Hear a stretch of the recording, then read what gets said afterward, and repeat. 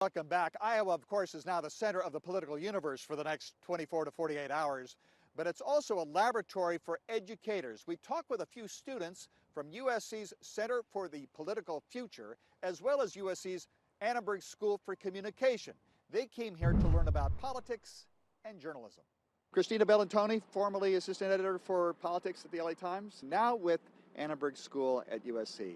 You're here with students. Yeah, it's a nice way to experience the Iowa caucuses. I don't have the same deadlines I used to when I covered 5 different presidential campaigns coming through here many, many times. So it's really fun to be able to share both my own personal experiences in being in Iowa for the caucuses, and then also see this all up close and personal as we shape the next generation of journalists. Journalism students are getting a taste of how this has a remarkable influence on the coverage of the entire campaign. All of that, and the process itself, to be able to explain that. A lot of people don't understand what is a caucus, how does it work. Seeing it up close and personal and experiencing it in a very multimedia way. The students are doing audio, VR, video, we're writing, we're really capturing kind of the spirit of what happens in Iowa. That's the perfect way to showcase it for a young audience. Well, it's a fascinating place. I mean, this is the first contest in the primary race, so to be able to see it as student journalists is a really exciting opportunity to see the candidates up close and personal and to talk to voters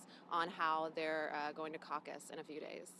I mean, a lot of emphasis is put on talking to voters, obviously, or caucus goers, excuse me, because of how much importance they have in the coming days. I think more than anything, the press is really just trying to get a feel of where caucus goers are at right now, because it's a pretty wide open race.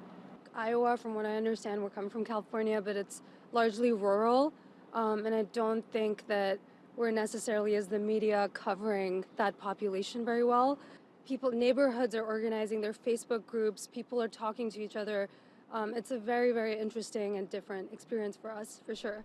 Yoko Rosenbaum, Jr. at USC, part of a program out here, working for Pete Buttigieg, and you were out here before, weren't you? Yeah, so we were here for 10 weeks over the summer, from May to mid-August, working on different campaigns. Me and one other girl were working for the Buttigieg campaign. We had people working for Biden, for Kamala, for Warren. What has changed about your perception of this state and this process, having been part of it now? I think that you just don't really understand it until you see it. The first thing that comes to mind is the idea of Iowa nice. It just totally applies to everyone. Everybody's nice. Everyone's nice. It's amazing. I mean, going door to door here is a completely different experience than going door to door in California, because people actually answer the door and are willing to have conversations with you and are totally receptive to what you have to say. You recommend this for any political science major? Oh, absolutely. Yeah, absolutely. It's just a really unique, kind of one-of-a-kind experience.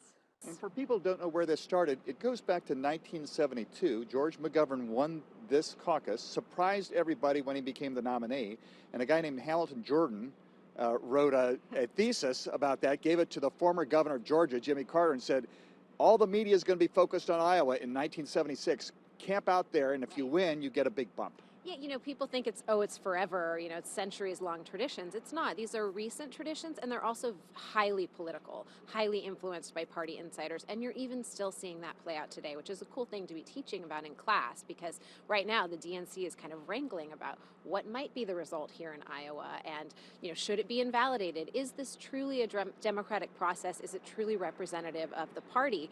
We'll find out after Monday night's results how everybody feels about it and whether Iowa continues to reign supreme. But the one thing I will say about Iowans in my experience here is they earn it.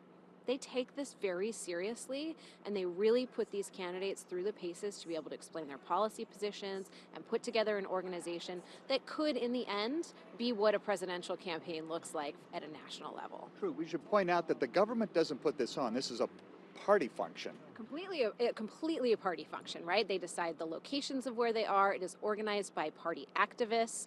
Those party activists are elected in local elections. So everything about it can be controlled. And each of those party activists is allowed to be for a candidate or not.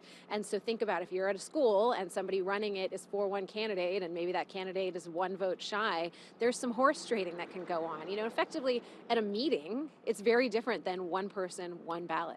It's a bump system, and that is you bump out of Iowa into New Hampshire, you bump out of there into South Carolina. By the time it comes to California, this isn't going to be the field that that we're going to see there? Okay, so that is a great, interesting question, because right now when I get home in California, my absentee ballot is going to be waiting for me in the mailbox. Californians are starting to vote now, and whatever happens on Monday night might influence that vote. I love to kind of think about what could happen in this scenario or that scenario, really play it out. My sense is that Bernie Sanders does have a lot of momentum here, and it's entirely possible he could win 2 contests in a row.